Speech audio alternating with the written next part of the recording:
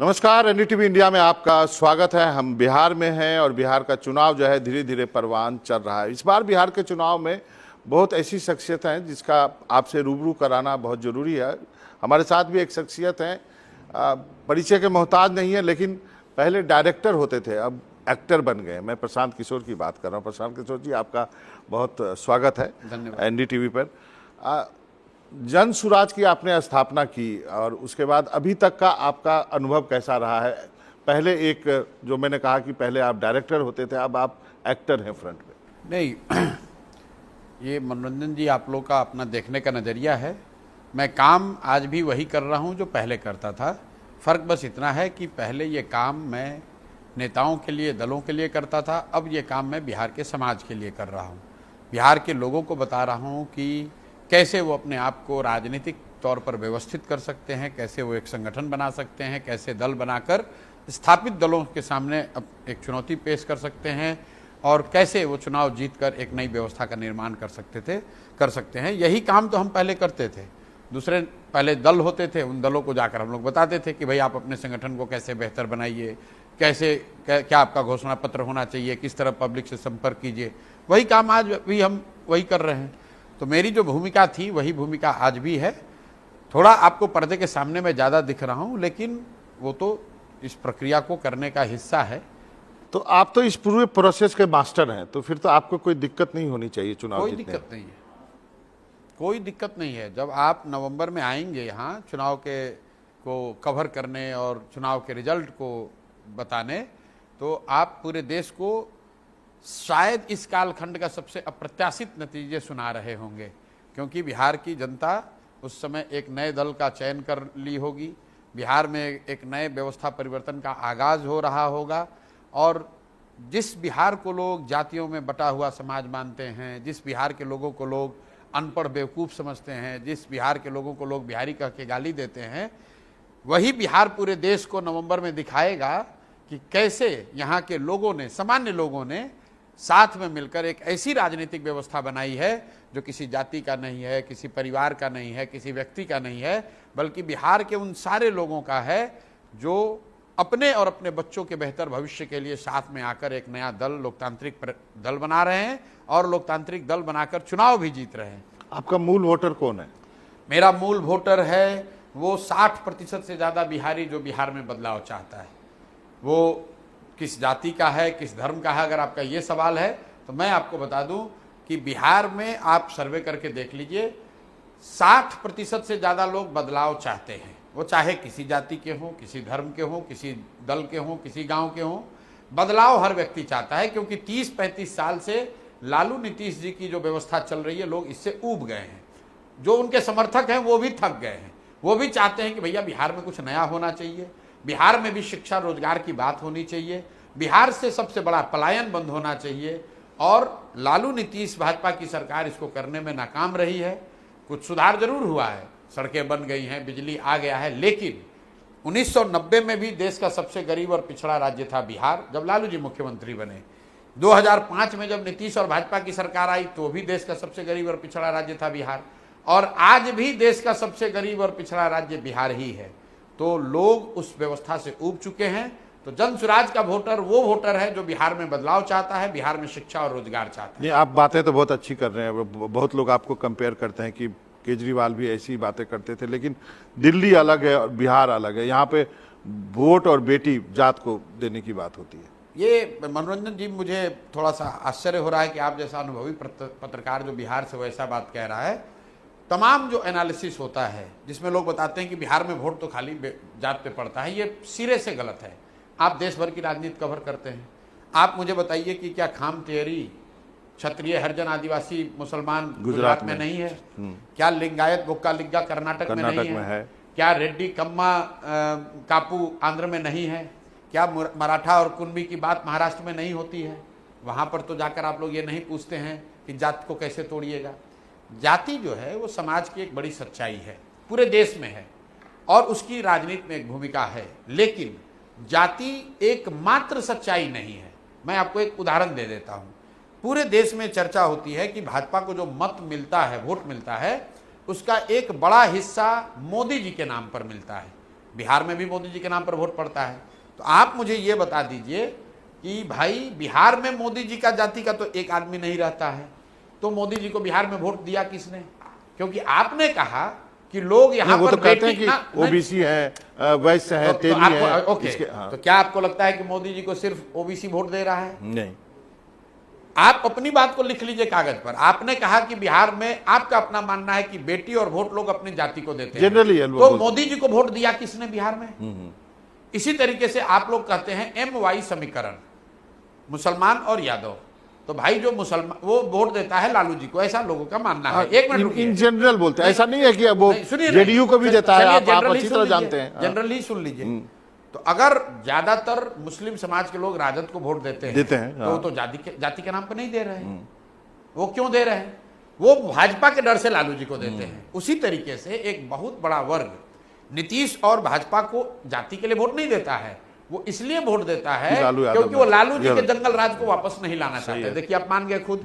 तो भैया बिहार में जाति एक फैक्टर है, जाति एकमात्र फैक्टर नहीं है। लेकिन जाति फैक्टर तो है, बिल्कुल है, पूरे देश में है। ठीक है, नहीं इसको करेक्ट कीजिए। हाँ, पूरे देश में है, वैसे बिहार में भी है। चलिए, काशीराम जी कहा करते थे कि जो नई पार्टी है पहला चुनाव हारने के लिए, दूसरा चुनाव हरवाने के लिए, फिर तीसरा चुनाव जीतने के लिए। आप इस थ्योरी में बिलीव नहीं करते? बिल्कुल बिलीव करते हैं। कांसीराम जी ने जो कहा है वो बात गलत नहीं हो सकती है। बहुत बड़े समाज और राजनीति के बहुत बड़े व्यक्ति थे, लेकिन जो कांसीराम जी ने कहा वो उस समय में कहा जब टेक्नोलॉजी नहीं था।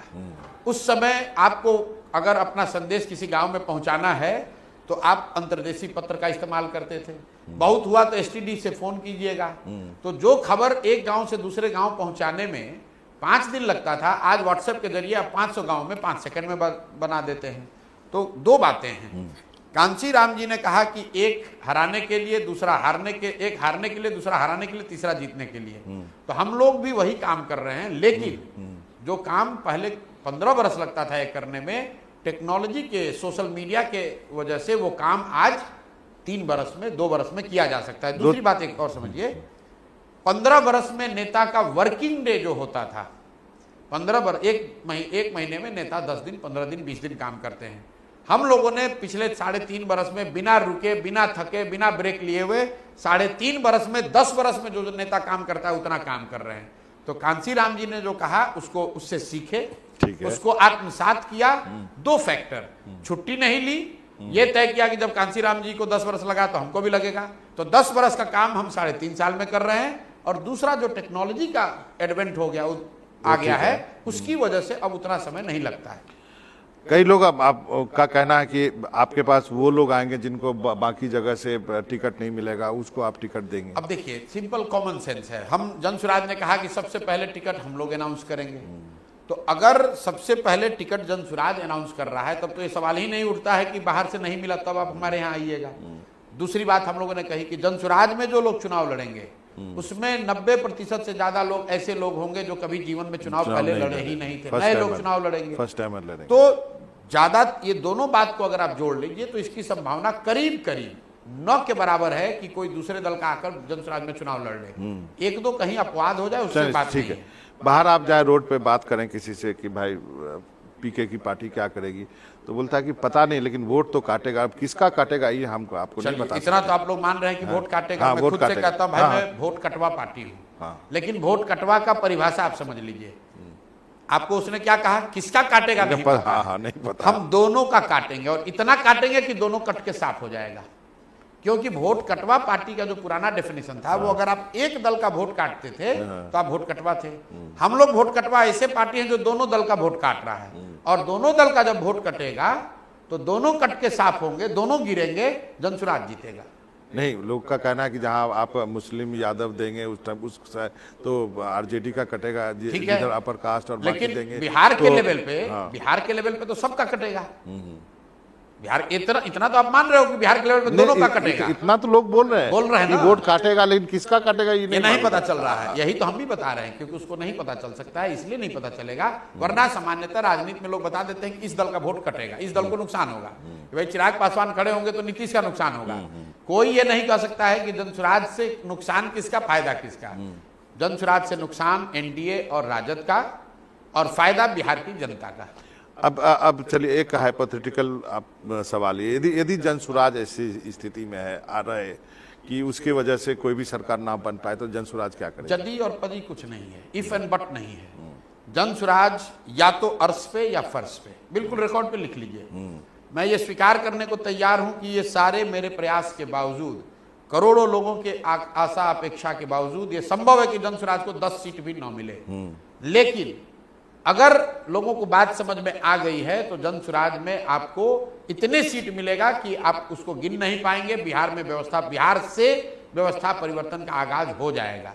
तो हम लोग बीच में नहीं मरेंगे, तो वो स्थिति आएगी नहीं। अगर मान लीजिए फिर भी आप कहेंगे नहीं, अगर आ गई तो न चुनाव से पहले गठबंधन न चुनाव के बाद गठबंधन। हम लोग यहाँ एमएलए बनने, मंत्री बनने नहीं आए हैं। तो इसका मतलब एक बात आप समझ लीजिए कि हम लोग यहाँ एमएलए बनने नहीं आए हैं। हम एमएलए का चुनाव लड़ेंगे नहीं लड़ेंगे तय नहीं है। हम लोग यहाँ राजनीति करने आए हैं, समाज की आवाज बनने आए हैं, बिहार के मिट्टी का कर्ज अदा करने आए हैं, क्योंकि हम लोग सब बिहार में पैदा हुए हैं। और इस बात का बहुत दर्द है कि हम लोग की सारी काबिलियत और हुनर के बावजूद बिहार के लोग देश में सबसे पीछे हैं। उसको सुधारना चाहते हैं। नहीं, बिहार पीछे है, लोग पीछे नहीं है। बिल्कुल लोग पीछे हैं, स्टेट लोग भी पीछे हैं। अरे जब क्योंकि प्रशांत किशोर वहां बैठा बिहार का नहीं, तो प्रशांत किशोर एक व्यक्ति के बढ़ने से 13 करोड़ लोग नहीं बढ़ते हैं ना। अगर आप बिहारी कह के, मान लीजिए मनोरंजन भारती बहुत बड़े पत्रकार हैं, लेकिन बिहारी को जब गाली दी जाती है तो आपको भी गाली पड़ रही है। जब महाराष्ट्र में लोग थप्पड़ मार रहे हैं तो आपको भी थप्पड़ लग रहा है, प्रशांत किशोर को भी लग रहा है, कोई बिहार से आईएएस है उसको भी लग रहा है, जो बिहार से मजदूर है उसको भी लग रहा है। क्योंकि वो मनोरंजन भारती को गाली नहीं दे रहा है, प्रशांत किशोर को गाली नहीं दे रहा है, किसी जाति विशेष को गाली नहीं दे रहा है, वो बिहारी को गाली दे रहा है। तो इसका मतलब आप मैं एक उदाहरण देता हूं, वो हो गया। आप इसका मतलब 10 सीट के लिए भी तैयार हैं, 10 से कम के लिए भी तैयार हैं और 0 के लिए तैयार है। हमें कोई घबराहट ही नहीं है। मतलब आप लंबी रेस के लिए हैं यहाँ पे? भाई हम लोग बिहार सुधारने के लिए आए हैं। वो लंबे बिहार की जनता को तय करना है कि वो अभी परिवर्तन चाहती है कि 5 वर्ष के बाद चाहती है। चलिए कुछ रिसेंट मुद्दों पे बात कर लेते हैं। फिलहाल सबसे बड़ा मुद्दा है बिहार में लॉ एंड ऑर्डर का, इस पे आपका क्या कहना है? भाई लॉ एंड ऑर्डर के मुद्दे पर 3 साल से हम लोग बोल रहे हैं कि बिहार का लॉ एंड ऑर्डर उत्तरोत्तर खराब हो रहा है। क्यों हो रहा है ये समझिए। क्योंकि जो पुलिस प्रशासन है वो पूरी तरीके से शराब और बालू माफिया के काम में लगा हुआ है। शराबबंदी को लागू कराने, छिपाने, कमाने के लिए इस्तेमाल किया जा रहा है। जब आधे से ज्यादा पुलिस प्रशासन बल सिर्फ शराब और बालू से कमाने में लगा रहेगा तो लॉ एंड ऑर्डर तो बिगड़ेगा ही बिगड़ेगा। शराबबंदी के पक्ष में आप खिलाफ? बिल्कुल शराबबंदी के हटाने के पक्ष में है, पक्ष में नहीं है। ये घोषणा की है जनसुराज की व्यवस्था बनेगी, 1 घंटा में ये फर्जी शराबबंदी का कानून हटा दिया जाएगा। तो अपने डिस्प्ले फोटो में गांधी जी का फोटो लगा? बिल्कुल लगा रखा है। फिर शराब तो गांधी जी ने कब कहा था कि शराबबंदी के लिए फर्जी कानून बना देना? आप लोग इतने पढ़े लिखे व्यक्ति होकर आपके कैमरे पर पूरे देश के गांधीवादी लोगों को एक तरह से मैं आग्रह कर रहा हूं कि मेरे भाई मुझे जरा बताइए कि गांधी जी ने शराबबंदी के लिए कब कहा है कि हर सरकार को कानून बनाना चाहिए? गांधी जी ने शराबबंदी को सामाजिक अभियान के तौर पर बताया, सामाजिक प्रयास के तौर पर बताया। गांधी जी ने यह भी कहा कि शाकाहारी होना अच्छी बात है। तो इसका मतलब है कि क्या देश में कानून बना दिया जाए कि जो शाकाहारी नहीं उसको जेल में डाल दीजिएगा? और दूसरी बात, शराबबंदी के मान लीजिए कुछ फायदे अगर हैं भी तो फायदा तब न होगा जब शराबबंदी होगा जब बिहार में तो शराबबंदी है नहीं। शराबबंदी कानून के नाम पर दुकानें बंद हैं, होम डिलीवरी चालू है। आप जैकेट अभी आजकल खरीदे होंगे, ये खरीदे हैं बढ़िया जीन्स, ये दुकान पर जाकर नहीं खरीदे, ऑनलाइन ऑर्डर किए हैं। तो बिहार में भी दुकान बंद, होम डिलीवरी चालू। और नहीं सुनिए, आप बिहार के हैं, इसका चिंता कीजिए। इसकी वजह से बिहार सरकार का, बिहार की जनता का कम से कम 20,000 करोड़ रुपए का हर साल का नुकसान हो रहा है। और ये पैसा कहां जा रहा है? ये पैसा जा रहा है शराब माफिया के पास, भ्रष्ट अफसरों के पास, नेताओं के पास। और इसीलिए तो अपराध बढ़ रहा है। हर गांव में जो बेरोजगार बच्चे हैं उनको मोटरसाइकिल, कट्टा ये खरीद कर शराब माफिया, बालू माफिया दे रहे हैं और यही लोग अपराध कर रहे हैं। ठीक है। एक फ्री बिजली की घोषणा हुई है, फ्री बीज का भी मौसम चला हुआ है, कल ही हुआ है, आज कैबिनेट में उसको पारित किया जाएगा। पेंशन बढ़ाया गया है। आप नीतीश कुमार के साथ बहुत क्लोजली काम किया है, आपका क्या कहना है कि आप फ्री बीज वर्क करेगा उसके लिए या इस सरकार में नर्वसनेस है? नीतीश कुमार के लिए अब कुछ नहीं वर्क करेगा, क्योंकि नीतीश कुमार खुद के लिए भी अब वर्क करने की स्थिति में नहीं है। मानसिक शारीरिक तौर पर नीतीश बाबू अब वो नीतीश बाबू नहीं है जो पहले थे। मान लीजिए कि आपके पिताजी रहे होंगे, हमारे पिताजी हैं, बीमार पड़ गए, उम्र हो गया, तो उतनी वो काम नहीं कर सकते जो पहले करते थे। नीतीश बाबू शारीरिक मानसिक तौर पर इस हालत में नहीं है कि वो सरकार चलाएं। तो सरकार कौन चला रहा है? सरकार चला रहे हैं चार पांच भ्रष्ट मंत्री जो उनके इर्द गिर्द हैं, और 4-5 उनके भ्रष्ट अफसर सलाहकार जो रिटायर्ड अफसर हैं, सलाहकार हैं। और इन लोगों का ऐसा मानना है कि जितना लूट सको उतना लूट लो, और फिर जैसे ही अगर नहीं भी हुआ तो कोई बात नहीं है। अब जो आप बिजली की बात की, नीतीश जी का विधानसभा का बयान उठा के देख लीजिए। नीतीश कुमार 20 वर्ष से लगातार कहते रहे हैं कि बिजली फ्री नहीं, सस्ती बिजली होनी चाहिए, फ्री बिजली नहीं होनी चाहिए। अब बताइए, नीतीश कुमार का नाम पलटू राम है, ये कुछ 1-2 चीज बच गया था, उस पर खुद भी वो पलटू राम बन गए। 125 यूनिट अगर आप बिजली फ्री देंगे बिहार में, उससे कितने लोगों को लाभ होगा ये देख लीजिए। भाई ज्यादातर लोगों की यहाँ शिकायत बिजली का रेट नहीं है, लोग स्मार्ट प्रीपेड मीटर से परेशान हैं, और दूसरा जो बिजली का गलत बिल आ रहा है उससे परेशान है। मान लीजिए कि आपका 500 के बजाय 1000 का बिल आ गया और उसमें 100 यूनिट आपका फ्री है, उससे क्या फायदा है? लोग, जो नीतीश कुमार खुद कहते थे, लोग सस्ती बिजली चाहते हैं, लोग निरंतर बिजली चाहते हैं, और लोग स्मार्ट मीटर को प्रीपेड के बजाय पोस्टपेड चाहते हैं। अब नीतीश कुमार ये नीतीश कुमार का निर्णय नहीं हो सकता है, ये उनके अफसरों ने निर्णय लिया है, इसका कोई फायदा नहीं होगा। अब 1 महीना चुनाव रह गया है, जनता इतनी बेवकूफ नहीं है। आपको क्या लगता है, यदि एनडीए पावर को अधिक नंबर आते हैं तो बीजेपी नीतीश कुमार को सीएम बनाएगी? कैसे एनडीए को नंबर आएगा जब वो छोड़ दीजिए, अब मैं एज ए एक्सपर्ट आपसे बात कर रहा हूँ। आप एक्सपर्ट ही तो बता रहे हैं। आप जनसुराज को 2 मिनट के लिए ना एज ए एक्सपर्ट बता रहे हैं कि क्या बीजेपी नीतीश कुमार को इग्नोर कर सकती है? आप फिर उसको कहिए हाइपोथेटिकली, अगर ऐसी स्थिति बन जाए तो भी वो नीतीश कुमार को मुख्यमंत्री नहीं बनाएंगे। आपने महाराष्ट्र में देखा है, अगर नीतीश कुमार को मुख्यमंत्री बनाना होता तो भाजपा के 2 शीर्ष नेता, मोदी जी या अमित शाह, ये कहते कि 25 के बाद भी नीतीश कुमार ही रहेंगे। अभी तक उन्होंने ये नहीं कहा है। जब अमित शाह जी से ये सवाल पूछा गया तो उन्होंने कहा कि अभी उनके चेहरे पर हो रहा है, चुनाव के बाद हम लोग तय करेंगे। ये स्पष्ट है कि चुनाव के बाद नीतीश कुमार मुख्यमंत्री नहीं रहेंगे। जेडीयू क्या टूट सकती है या बीजेपी में मिल सकती है? टूटना क्या, जेडीयू तो धीरे धीरे विलीन हो रही है। वो टुकड़ों टुकड़ों में लोग, कुछ जनसुराज में जा रहे हैं, कुछ राजद में जा रहे हैं, कुछ भाजपा में चले जाएंगे, खत्म हो जाएगी। ये जो विशेष गहन पुनरीक्षण हो रहा है, उस पर आपका क्या स्टैंड है? बिल्कुल, हम लोग का स्टैंड ये है कि ये सरकार की मिली भगत से इलेक्शन कमीशन गलत काम कर रहा है। इसके 2 तथ्य हैं कि भाई अभी 1.5 साल पहले यहाँ चुनाव हुआ है, तो जो वोटर लिस्ट बना वो चुनाव आयोग ने बनाया। अभी लोकसभा का चुनाव उसी से हुआ है। तो अगर आप कह रहे हैं कि वो वोटर लिस्ट खराब है, गलत है, अशुद्ध है, तो भाई उसमें नेपाली हैं, बांग्लादेशी हैं, तो क्या चुनाव आयोग ये मानने को तैयार है कि लोकसभा का जो चुनाव हुआ, जो पार्लियामेंट का चुनाव हुआ, जिस चुनाव से मोदी जी प्रधानमंत्री बने, वो वोटर लिस्ट शुद्ध नहीं था? अगर आप ये कह रहे हैं कि लोकसभा चुनाव के बाद लोग आ गए नेपाल से, बांग्लादेश से, तो लोकसभा चुनाव के बाद बिहार में देश में सरकार किसकी है? वो भाजपा और नीतीश की है। मेरे भाई, ऐसा है कि अगर आपको वोटर लिस्ट का सुधार करना है तो जिन लोगों, जो 14 का वोटर लिस्ट है उसको मानिए, उसमें जिन लोगों की मृत्यु हो गई उसको हटा दीजिए, जिनका उम्र 18 से ज्यादा हो गया उनका नाम जोड़ दीजिए, जो पलायन करके चले गए उनका नाम हटा दीजिए। इसके आगे अगर आप कुछ कर रहे हैं तो निश्चित तौर पर वो सरकार की आप मदद करने की कोशिश कर रहे हैं। ये हो क्यों रहा है ये समझिए। ये हो इसलिए रहा है कि जो मैं आपको बार बार आंकड़ा दे रहा हूं कि 60% से ज्यादा लोग बिहार में बदलाव चाहते हैं, और उसमें सबसे बड़ा वर्ग है प्रवासी बिहारियों का, जो लोग बिहार से बाहर गए हैं। ज्यादातर लोग दिवाली में, छठ में यहाँ वापस आएंगे।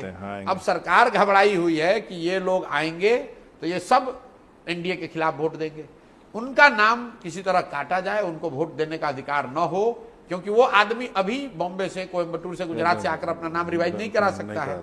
इसीलिए भाजपा की कहने पर या भाजपा की मदद के लिए चुनाव आयोग ये कर रहा है, जो कि गलत है। लेकिन चुनाव आयोग बिहार के लोगों को इतना नहीं जानता है जितना बिहार के लोग समझते हैं। बिहार के लोग बहुत राजनीतिक लोग हैं, ये मानने वाले लोग नहीं है। हर हालत में हर व्यक्ति अपना नाम उसमें जुड़वा लेगा, किसी न किसी तरह का कागज जो चुनाव आयोग चाहता है हम लोग प्रोड्यूस करेंगे, सब वोटर वोट देगा। एक सवाल है कि ये चुनाव लोग कहते हैं कि ऐसा टर्निंग पॉइंट है बिहार के लिए, क्योंकि एक नए युग का शुरुआत होगा राजनीति में। लालू नीतीश का युग जो है वो अस्त हो रहा है एक तरह से, एज के अनुसार भी। उसमें आप भी हो सकते हैं, उसमें तेजस्वी भी हो सकता है, उसमें चिराग भी हो सकता है, उसमें बाकी लोग भी हो सकते हैं। ये बात तो देखिए इसके बारे में आप कि क्या कहें? बिहार में 30 साल से जो 4 बड़े चेहरे रहे हैं, लालू जी, नीतीश जी, रामविलास जी और सुशील मोदी जी, 2 लोगों की तो मृत्यु हो गई और 2 लोगों की जो शारीरिक स्थिति है, मानसिक स्थिति है, एज है, अब वो आगे तो राजनीति बहुत कर नहीं सकते हैं। तो निश्चित तौर पर बिहार